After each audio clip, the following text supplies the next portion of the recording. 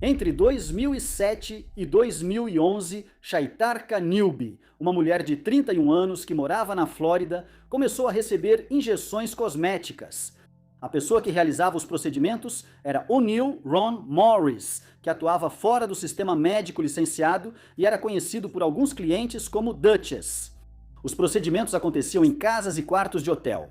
Não havia nenhum indício de protocolo médico associado ao trabalho.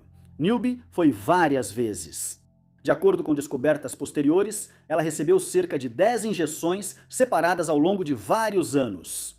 Cada sessão seguia a mesma estrutura. O pagamento era feito diretamente, o procedimento era realizado no local e nenhum registro oficial era criado que pudesse ser verificado através de um sistema médico. Para muitos, o preço tornava um procedimento como esse acessível, custando assim centenas de dólares, bem abaixo do que clínicas licenciadas cobrariam dos clientes. Isso diminuiu a barreira e, para Morris, removeu as restrições que normalmente acompanham a realização de procedimentos médicos. Os procedimentos seguiam um padrão consistente. O'Neill Ron Morris preparava os materiais, envolvia o cliente em filme plástico e realizava as injeções diretamente. Os locais comuns de injeção eram as nádegas, quadris, coxas e seios. Em investigações relacionadas a Morris, as autoridades identificaram posteriormente substâncias como silicone industrial, óleo mineral, vedante de banheiro e selante de pneus sendo injetados no corpo. Em alguns relatos, os locais de injeção eram selados com supercola da Home Depot e bolas de algodão. Com o tempo, Shaitarka Newby continuou voltando para mais injeções. De acordo com relatos posteriores, ela passou por várias sessões ao longo de vários anos, cada uma acrescentando ao que já havia sido introduzido em seu corpo.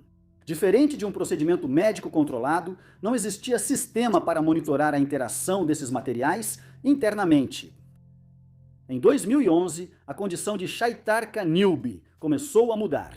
Ela relatou que partes do seu corpo haviam ficado rígidas e descoloridas. Newby procurou ajuda.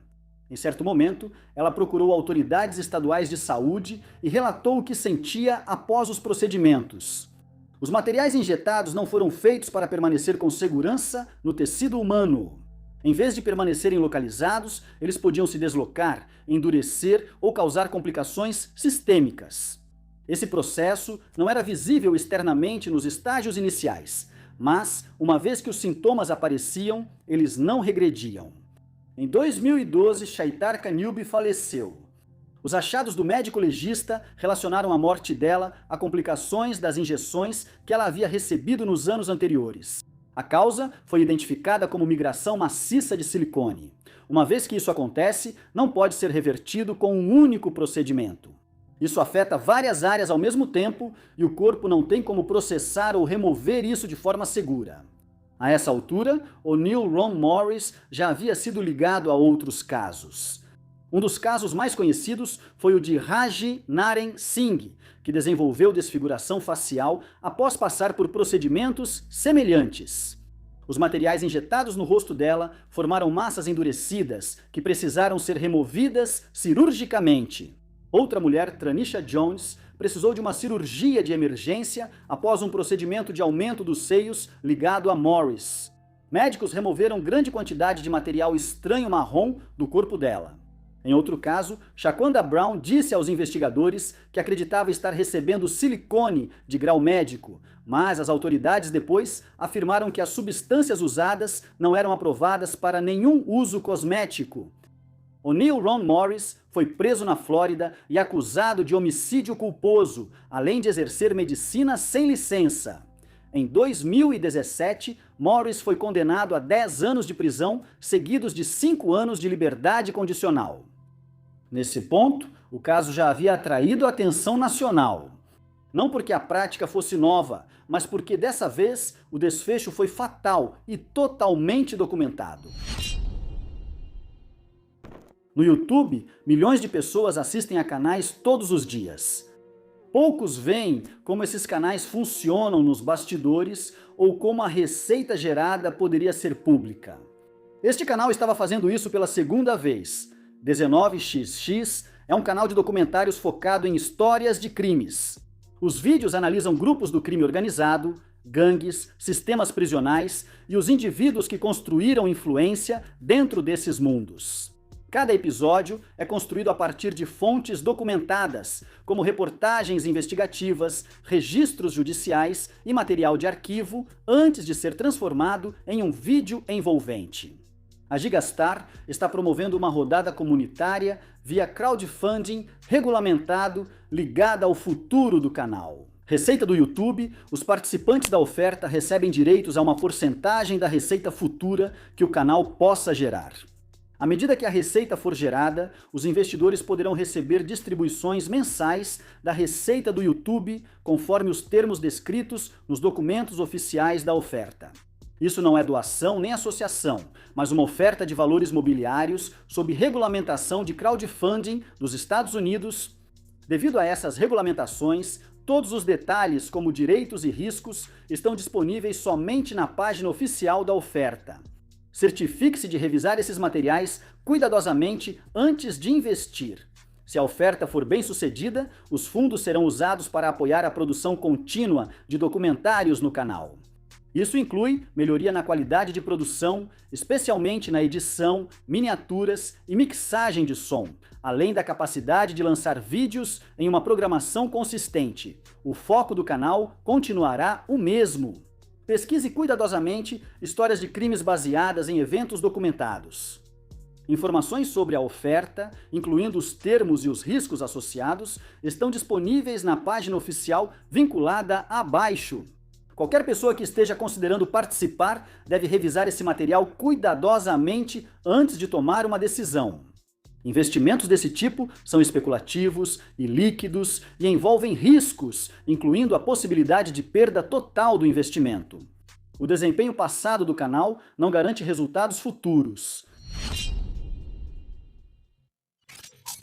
Em 31 de dezembro de 2016, os pais de um jovem de 18 anos com necessidades especiais o deixaram em um McDonald's em Stringwood, Chicago.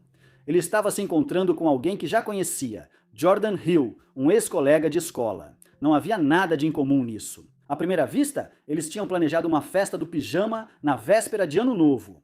Hill o buscou em uma van que dizia ser dele. Não era, era roubada.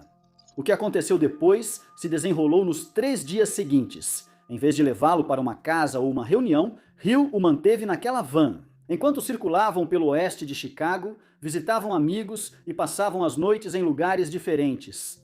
A vítima dormiu em um veículo durante esse período, isolada de qualquer ponto de contato normal. Em algum momento durante esses dias, Hill começou a agredir a vítima dentro da van. No dia 2 de janeiro, os pais dele o reportaram como desaparecido. Na mesma época, começaram a receber mensagens de alguém dizendo que o filho estava em cativeiro e exigia dinheiro pelo resgate. No dia 3 de janeiro, Hill o levou para um apartamento no lado oeste de Chicago. Teste: Faye Cooper estava lá, junto com Brittany e Tanisha Covington. O que antes era uma situação contida dentro de um veículo estava prestes a se tornar algo público dentro do apartamento. A vítima foi imobilizada quase imediatamente e confinada no canto da sala, cercada pelos 4 adolescentes. Em algum momento durante o ataque, Brittany Covington abriu o Facebook Live e começou a transmitir. O vídeo que circulou online registrou apenas 28 minutos do ocorrido, mas os investigadores determinaram depois que aquilo durou horas. As roupas da vítima foram cortadas e ele foi repetidamente socado e chutado enquanto era dirigido, zombado e controlado. Parte do couro cabeludo dele foi cortada, expondo onde o cabelo foi removido. Durante a transmissão ao vivo, um agressor se aproximou com uma faca e perguntou se deviam esfaqueá-lo. A resposta da vítima, o medo, a hesitação e as tentativas de obedecer se desenrolaram em tempo real enquanto o grupo continuava a ameaçá-lo. Ele foi forçado a beijar o chão e depois teve o rosto empurrado dentro de um vaso sanitário, sendo obrigado a beber dali. Enquanto os outros reagiam e riam durante a transmissão ao vivo, o grupo falava diretamente com o público. Eles riam, fumavam e entravam e saíam do enquadramento. A vítima também foi forçada a repetir F Trump e F pessoas brancas, o que depois se tornou parte da base para as acusações de crime de ódio. O ataque cessou quando vizinhos reclamaram do barulho do apartamento.